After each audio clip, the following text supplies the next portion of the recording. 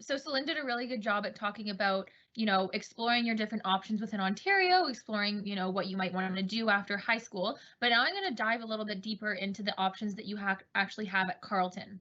So first, I want to talk about the physical space at Carleton. So you'll see here, it's sort of a semi bird's eye view of our campus. And so I'm going to just talk about some of the features that we have on campus. So you'll notice that there's actually the canal, which borders the campus. Part of it you can't see just because of some of the buildings are in front of it. But you'll see Dow's Lake in the top right-hand corner, and then the canal coming down from there. And also in the top right-hand corner, there's a cluster of buildings, and those are our residence buildings. So we have 11 residence buildings, 9 of which are for first-year students. And having the canal right beside those residence buildings is so cool because it means that you can just walk 2 minutes right there, and you can go for a skate. And they've got lots of cool things like beaver tails and hot chocolate stands. And fire pits. I remember I like to take that opportunity a lot when I was in first year, and I'm actually a figure skater, so that was definitely somewhere that I like to be a lot with my friends. And then moving down sort of to the left-hand side of campus, you'll see like a tall building right there and some other buildings around it.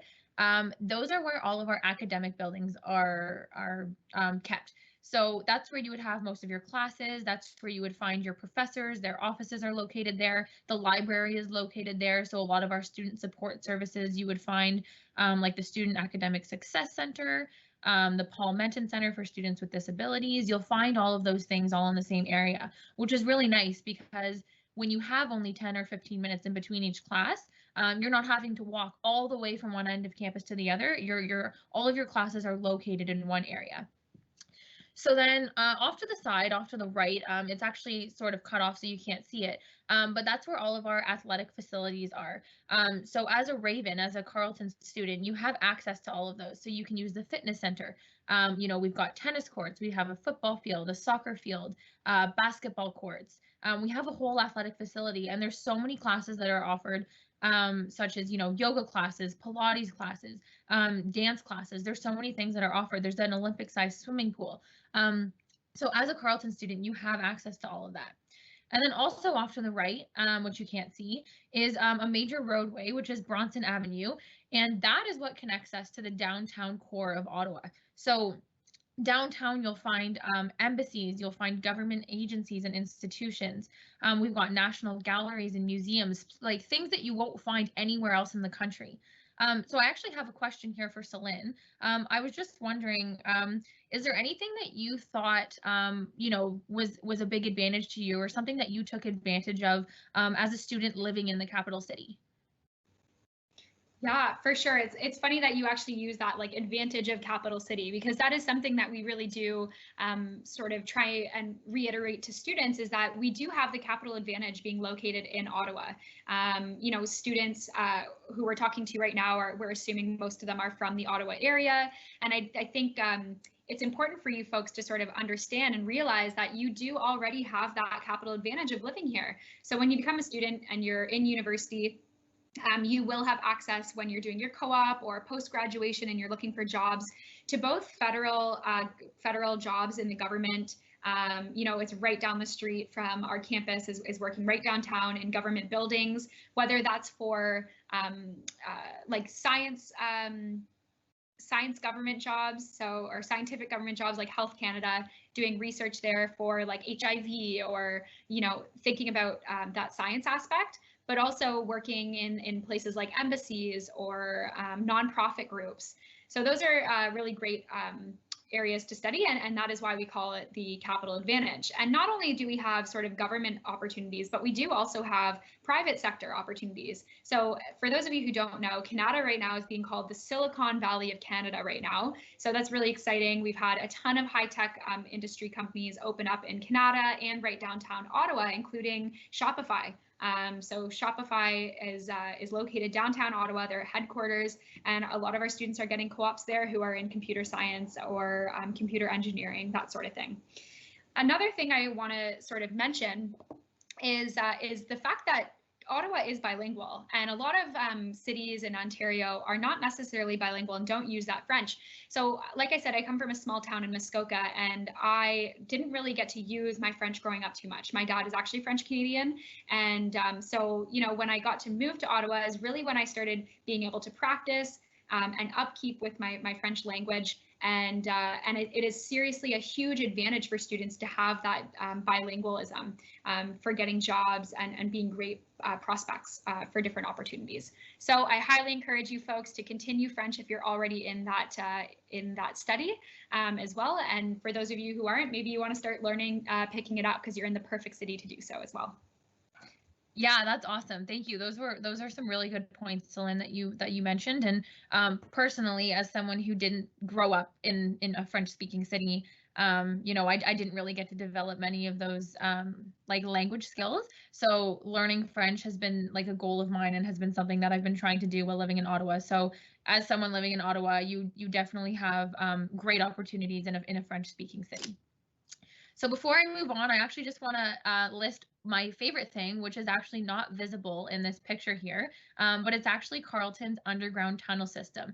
So every single building is actually connected through underground tunnels, which makes Carleton highly accessible. So it's easy to get anywhere on campus, even if it's minus 40 degrees outside, if it's snowing or hailing or raining, you can just get right into a building, and then from there you can get anywhere on campus. So it's super nice. It makes everything really accessible. And there's also some really cool murals on the walls down in the tunnels. So now I'm going to talk a little bit about the academic side of Carleton. So we've talked a little bit about, student experience, but we offer some really cool programs at Carleton. So we have 5 different faculties, and what a faculty is it's essentially sort of an academic house. So within each faculty, we'll find, all of our different programs. So you'll see here, we have arts and social sciences, we have engineering and design, we have public affairs, we have science, and we have the Sprott School of Business. So I'm going to highlight a few of the programs. Number one is myself. I studied criminology, which falls within the Faculty of Public Affairs. And one of my favorite parts about studying criminology and being a student in the Faculty of Public Affairs was I was taught by professors who are actually experts in that field.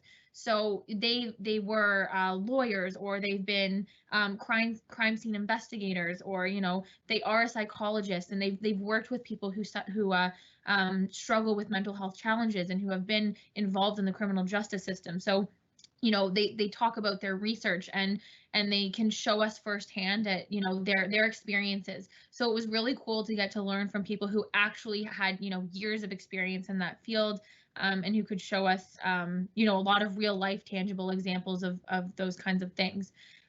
So we've also got, an array of programs. Celine is from the Faculty of Science. So I'm actually going to throw it back to Celine again and just ask, I want to know what maybe was a really cool experience for you as a biochemistry student. Yeah, I think every student gets super passionate about their own faculties. So being absolutely biased right now, I would say the Faculty of Science is definitely my favorite, just based on the experiences that I did have within it. There are tons of programs within the Faculty of Science, including like Bachelor of Math, Bachelor of Comp Sci, Computer Science, Health Sciences. There's a lot of areas, but as Emily sort of just introduced, I was a Bachelor of Science student within the biochemistry degree there. So yeah, I had an amazing experience from year one. I think I got such amazing hands-on experience being in labs, whether it was for teaching labs or actually in like research labs with professors. So one of my favorite memories though, or looking back at my degree and how sort of full circle it was an opportunity for me to work with a professor my 4th year for my thesis project. And that teacher, or that prof, was actually my professor in 2nd year. So her name is Maria DeRosa, and she was actually my inorganic professor in 2nd year, as I said. And she was amazing. I remember taking her class and just really looking up to her as a woman in science and chemistry itself. And she was just so great with us and really was able to convey the information very clearly and able for us to understand. And so I remember just really liking her and hoping, that I would have more opportunities to take classes with her and whatnot. But, going into my 4th year, it actually ended up being that she was going to be my thesis supervisor. So I was actually able to go and work in her lab doing hands-on work, looking at stroke patients and the blood clots that they do get. We were researching ways to actually identify or discover these blood clots in a more easy way than they are now with MRI and CT scans. So yeah, it was an amazing experience. And like I said, just completely full circle for me. And I loved that. So.